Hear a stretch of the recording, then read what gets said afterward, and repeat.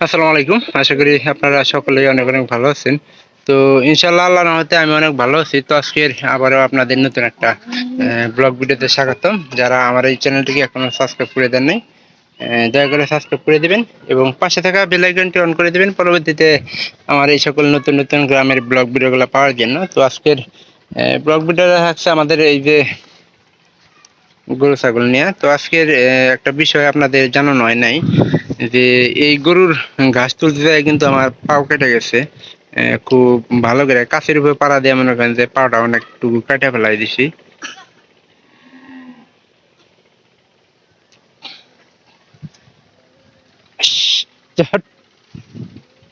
তো বর্তমানে আজকে গরুর কি ঘাস নিয়ে আসছি চর থেকে, মানে আমাদের এখানে কিন্তু চর আছে, ওখানে ভুট্টারির মধ্যে কিন্তু এই যে এই গরবা ঘাসগুলো কিন্তু অনেক বেশি হয়েছে। তো গরবা ঘাস গরু অনেক পছন্দ করে, কারণ গরু কিন্তু অনেক পেট বেড়ে গেছে, যার কারণে এগুলা খাইতেছে না। তো এই যে খ্যার গুলা দিয়ে নিয়ে আসছিলাম, তো তখনকার বারে কিন্তু খ্যারে আটে তিনটা পূজা হয়েছিল। ওই তিন পূজায় কিন্তু অত বেশি কিন্তু খ্যার দেখা যায় নাই। বর্তমানে যেটুকু আমরা দেখতেছি খ্যার শুকালে আসলে কিন্তু অনেক বেশি ইয়ে হয়ে যায়, বাইরে গেছে গা। তো অনেক কষ্ট করে আজকে মনে করেন যে দুই বোঝা দুই দিনে ঘাস নিয়ে আসছি। নিয়ে আসার সময় মনে করেন যে তখনকার কিছু নাই, কিন্তু পরবর্তীতে আমি তখনকার কাতির ভাবে পাড়া লাগলো। আমার এই যে পায়ে কিন্তু অনেকটুকু কেটে গেছে গা। তো এখানে আমার এই যে জুতারও কিছু অংশ কেটে গেছে পায়ের এখানে। কেটে যাওয়ার পরে কিন্তু ঘাস কিন্তু আমি খুব অল্প নিয়ে আসছি।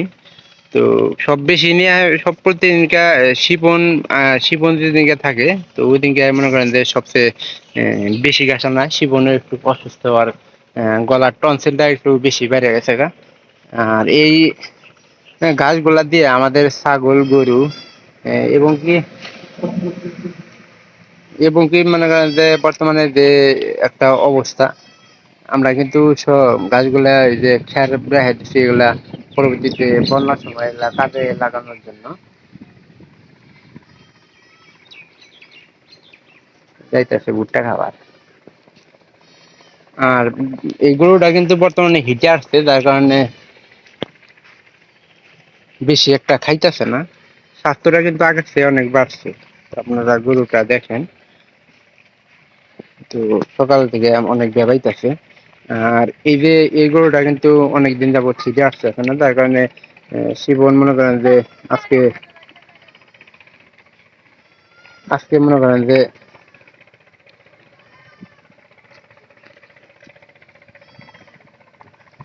আজকে মনে করেন যে কিমড়ি ওষুধ নিয়ে আসতে গেছে। তো কিমড়ি ওষুধ আনলে এটা খাওয়াইলে কিমড়ি ওষুধ মাঝে মাঝে কিন্তু কিমড়ির কারণেও কিন্তু গরুর হিটে আসে না। তো গতকালকে রাত্রের কাহিনীটা আপনাদের অবশ্যই জানানো দরকার। তো গতকালকে কাহিনী যে দেখতেছেন পলিথিন দেওয়া আছে এই জায়গায়। আর ওই যে আমরা এই যে আনুমানিক পানি একটু একটু থাকার কথা। তো এখানে ওই যে গতকাল শিলাবৃষ্টি পড়ছে, শিলাবৃষ্টি পড়ার পরে একটু টিন এখানে একটু মানে জম টাইপের ছিল। তো ওই জায়গায় মনে করেন যে ছিঁড়ে গেছে গা। আর এই বলটা এখানে রাখার একমাত্র কারণ হলো এই বলটা দিয়ে গরুগুলা খাবার দেওয়া হয়। সাদিয়া, সাদিয়া মোবাইল চালাইতা। আগে প্রথম অবস্থায় আমি তাদের নিয়ে ব্লগ ভিডিও গুলা করতাম। তো আসলে বড় হয়ে গেছে গা। তো এই জন্য মনে করেন যে ওর ভিডিও গুলো মাঝে মাঝে আমি আপনাদের দেখাইতাম।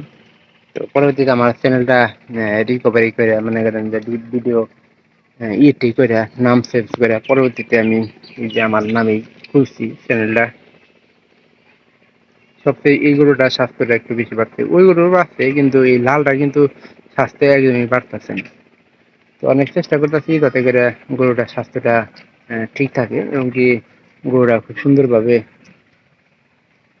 খাওয়াইতে মনে করেন যে খাওয়াইতে পারি। আজকে দুধ এই যে বাছুরের গরুর দুধ বানানো নাই, বাছুরটাকে খাওয়ানো হইতেছে। বাছুরটার স্বাস্থ্য কিন্তু দিন দিন কমতেছে। আর বৃষ্টির সময় বাছুরটা একটু খাবার কমই পায়, যার কারণে এটা কম করে খাওয়ানো হইতেছে। তো যারা আমার এই ব্লগ ভিডিওগুলা প্রতিনিয়ত দেখতেছেন, তো সেই সকল দর্শককে বলবো চ্যানেলটিকে সাবস্ক্রাইব করে দিন এবং পাশে থাকা বেল আইকনটি অন করে দিন, যাতে করে পরবর্তীতে আমি আবারও আমার এই সকল নতুন নতুন ব্লগ ভিডিওগুলো আপলোড দিতে পারি। তো কেউ ভিডিওগুলো মিস করবেন না। তো সবাই ভালো থাকেন, ধন্যবাদ সবাইকে। আবার দেখা হবে অন্য কোনো নতুন ব্লগ ভিডিওতে।